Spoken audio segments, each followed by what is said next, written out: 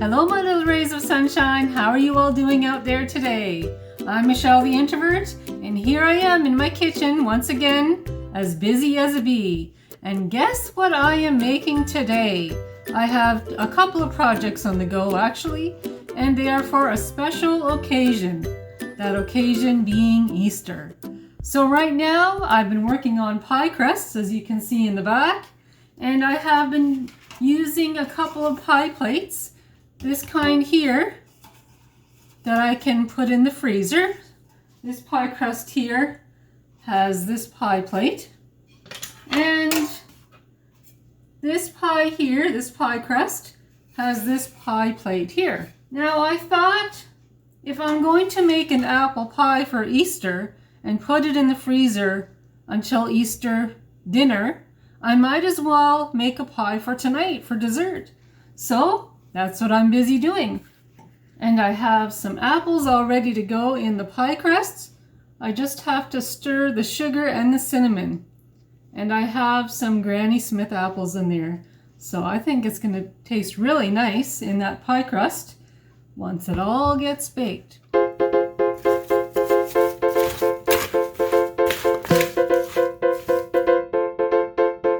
I've been practicing my pie crust off and on, and I think this one turned out pretty good. Like a musical instrument, making pie crust takes practice. And this one here, I think this one is my best yet. And this one here, it's a little bit smaller than the one I just showed you. But see the pie plate? This is the one that is going to be going in my freezer. I'm going to wrap it up once the pie is all baked.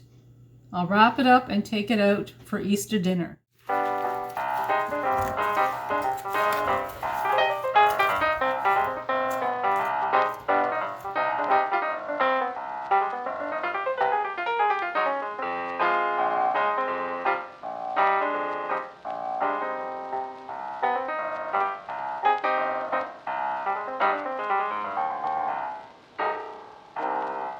And over here on this mat that I have, I've been rolling out this pie crust here. I might have to roll it out just a tiny little bit more. It's supposed to go on this small one right there. And then this here one, this second one, of course, is going to be going on the bigger one. And the oven is on at 475 degrees. So it's getting all heated up for those pies. I don't want to roll it out too thin for fear of it ripping when I put it on this here. So I'll just be very careful, roll it out just a little tiny bit more, and then see if I can do this very carefully, I might add, without it ripping. Oh, look at that. Now I just have to shape it in there a little tiny bit. It's not too bad. I've seen worse. I have seen times where I've taken the top pie crust and went to put it on top of the pie and the whole thing ripped. But it takes practice, doesn't it? It all takes practice. So I'll be right back, my friends. I'm just going to work on these pie crusts and see what I can do to make them fit on those pies really nice. I'm working on a little patch job right there, and I'm just putting a little bit of water on this pie crust just to get it to merge one pie crust piece into the pie crust. See if I can get that done in a way that it looks fairly nice. Just do the best I can, right? There we go. It'll be all right, I think. Okay. And there's another one here, right there, I've got to work on.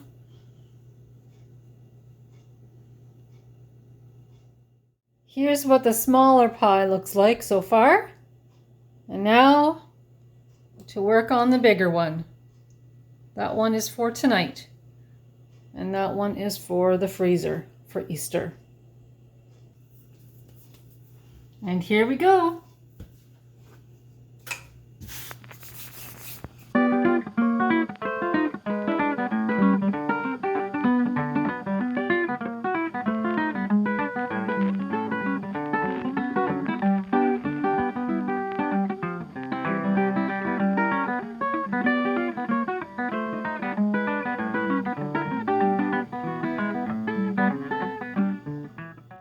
There's a little look at it, and it's big enough, I think, that it will fit on those apples right there.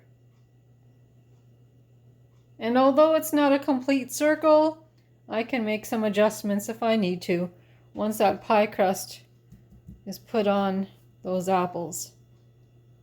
All right, let's see how I do. Just very gently trying to pick up this pie crust.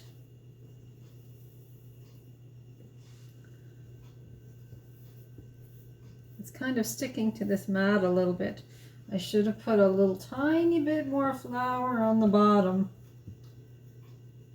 Okay, maybe it'll be okay. I'll just do this real quick. Whoop. Okay. Ripped a tiny little bit right there, see? That's okay, we'll fix her. We'll fix her. We'll get her fixed. Oh no, it's not too bad. It looks a little rough right now, but I'm gonna work on it. Here's the bigger pie. And I had read in a recipe to put a little bit of milk on the pie crust and then sprinkle some white sugar on there. So that's what I did. It's the first time I've done that. Not sure what I think of that, but I think it'll be all right. I'm going to put these pies in the oven now. I just took the apple pies out of the oven and I am so happy. Let me show you. There's the small one. And there's the big one. And it turned out really nice. They both turned out really nice. I'm very, very pleased. All my hard work has paid off. Yes, indeed. Just in time for Easter. I am so happy, so pleased that these apple pies turned out. It is always such a joy, isn't it? When you're not used to making something, and when you do, you take the time to bake something, and it turns out. So now that this project is done for Easter, on to my next project. My next project for Easter is something that a viewer had sent me in my P.O. box, and I will show you. Alexandra, she lives in Ontario, sent me this beautiful Betty Crocker box, and it's the rainbow bit. I'm trying to read that without my glasses. Yes, she had sent this to us through our P.O. box, and we're going to be using this as part of our Easter dinner or Easter dessert for this year. And I'm thinking that we will make some cupcakes with that cake mix. And Alexandra sent us these for the cupcakes. Aren't they pretty? And she also sent these. It was so exciting when she sent us these things through the mail. And these beautiful cupcake paper plates. Aren't they nice? Thank you, Alexandra. And these really nice colorful napkins, which are perfect for Easter. Just all the different colors. The different bright colors. So that's my next project for our dessert, for our Easter dinner, is to have a few cupcakes, beautiful cupcakes. Once these are all baked and cooled down, Joshua will assist, and we have some sprinkles from Alexandra, that Joshua will have fun putting some of those on the cupcakes, I do believe. Josh likes doing things like that, creative things like that. So it's going to be a fun project for Joshua as well. So my friends, I'm going to get this started, get this show on the road.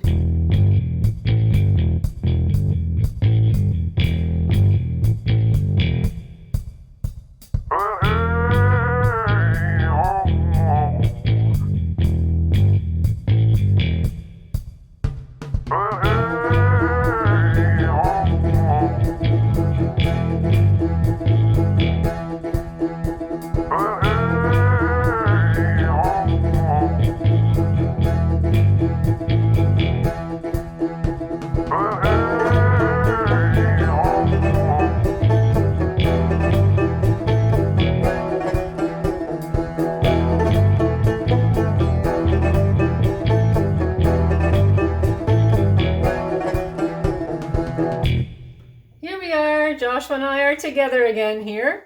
Hi. And Joshua is going to assist with decorating these beautiful cupcakes. And look at the nice cupcake cases right there. These ones here. And then there's some yellow ones there. I'm trying to be careful. I don't want to drop these. And I'll show you what kind of frosting that we're going to be using. It is Betty Crocker cream cheese. I thought that would taste really good on those cupcakes. And Joshua will also be helping and assisting. You want to hold that, Josh? Yep. With the sprinkles. There's a large variety of different kinds of sprinkles, eh, Josh? Yep. Yeah, so Josh will have fun putting those on today. So let's get to it.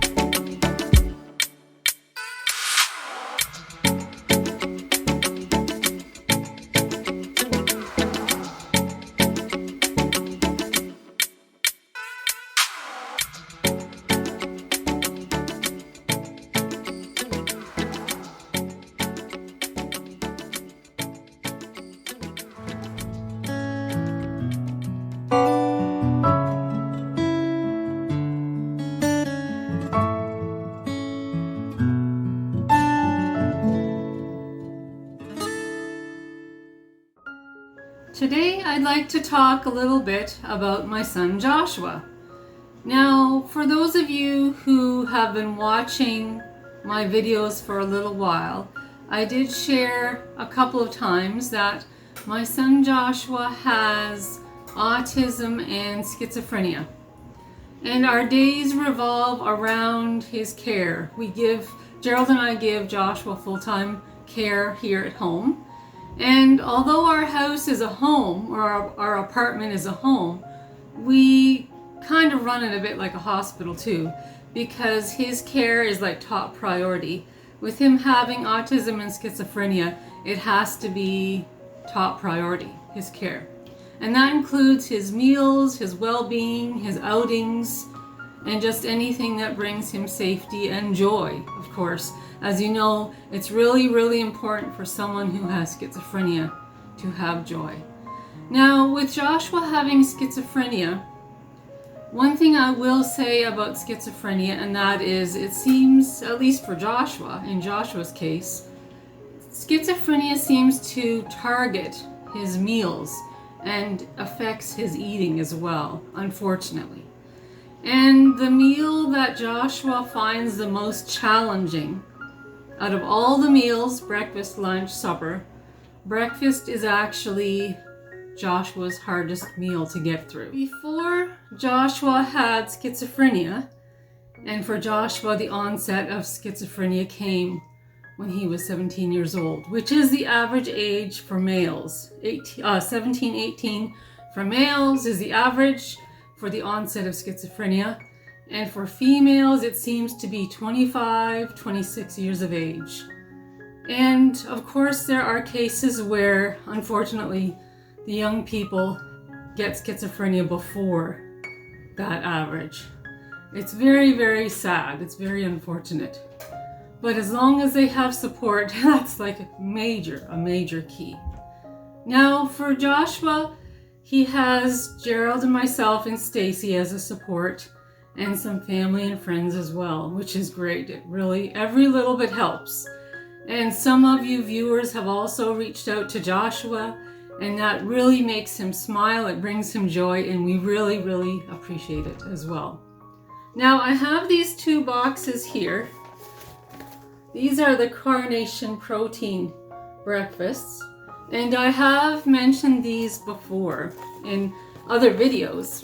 I've mentioned these, but we buy them specifically for Joshua because there are some mornings where he's just unable to eat cereal.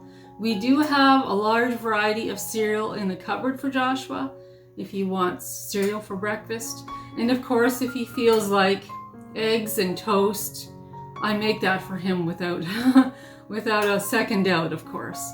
But there are times where eating breakfast is a challenge for him. Sometimes when he's eating cereal and he's going through a bad day, a rough day, he feels like he's about to choke. And lately, he hasn't been able to eat cereal, even though we have some tucked away in the kitchen cupboard for him.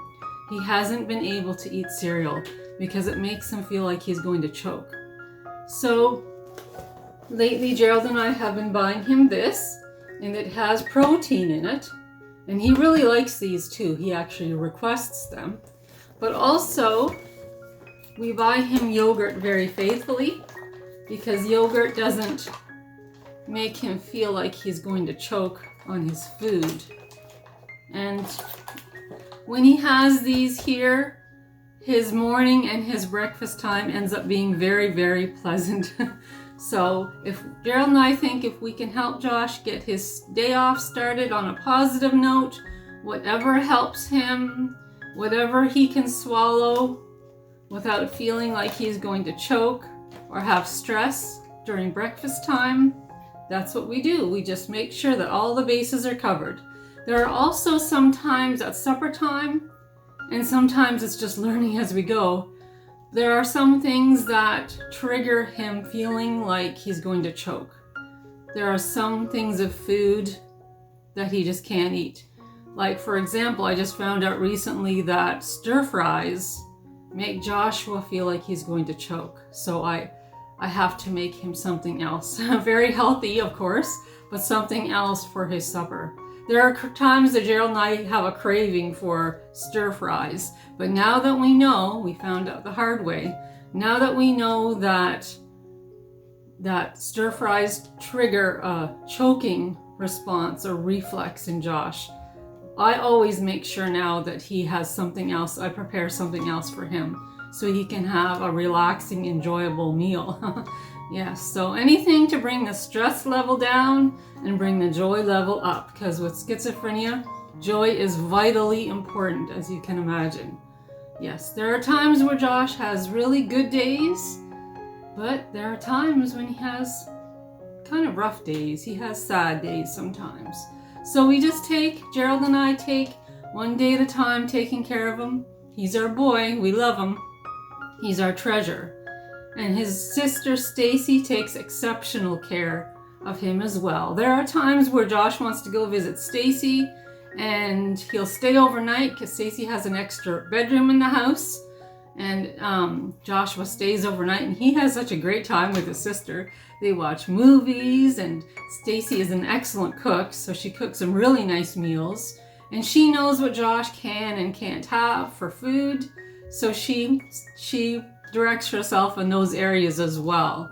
And of course, being the big sister that she is, she likes to take him to the lighthouse, and when the theaters were open and stuff, sometimes Stacy would take him to see a show. But usually they watch movies and just have a grand time together whenever he's visiting with her. So he gets a lot of fun time, and he gets a lot of support from his big sister Stacy.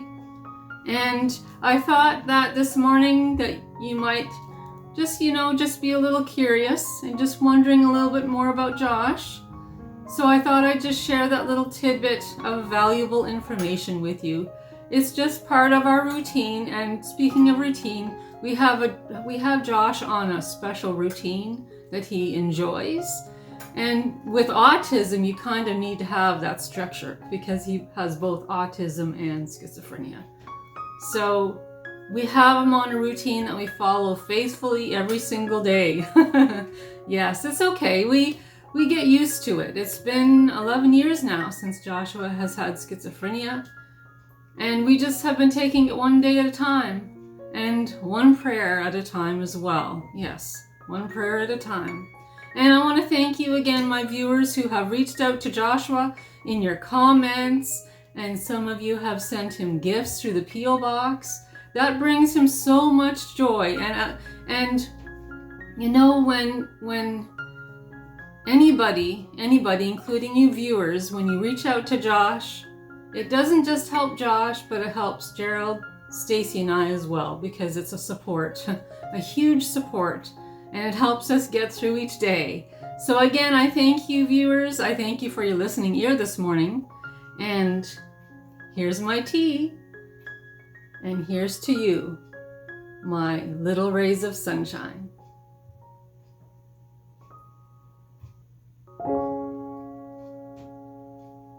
So we're all finished the cupcakes, and I had so much fun doing this project with Joshua.